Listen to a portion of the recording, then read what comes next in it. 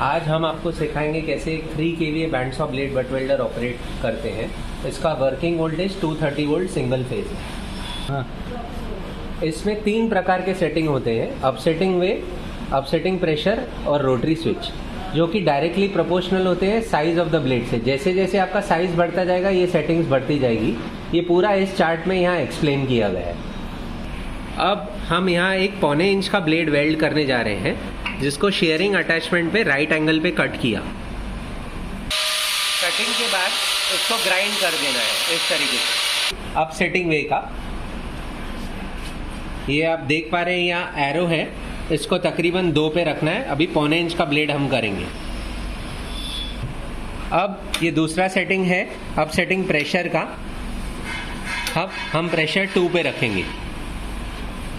ये तीसरा setting rotary switch का 1, 2, 3, 4 पे रखेंगे। दोनों तरफ से ब्लेड को अभी क्लैंप करेंगे। देखिए किस तरीके से क्लैंप किया है और मुंह से मुंह एकदम टच में है। अभी हम ये नॉब को वापस वेल्डिंग पोजीशन पे ले आएंगे और ये नॉब को तब तक नीचे दबा के रखेंगे जब तक वेल्डिंग होके ऑटोमेटिकली कट ऑफ ना हो जाए। इसको बीच में नहीं छोड़ना है आपको।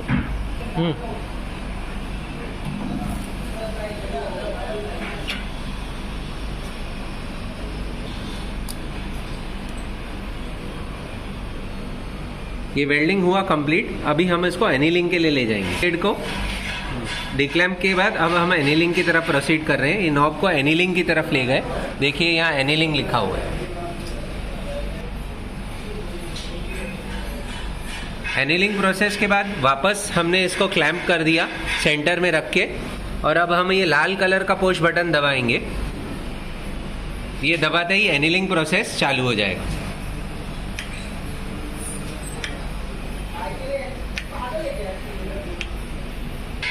वेल्डिंग प्रोसेस कंप्लीट होने के बाद अब हम ग्राइंडिंग करेंगे इसको दोनों तरफ से।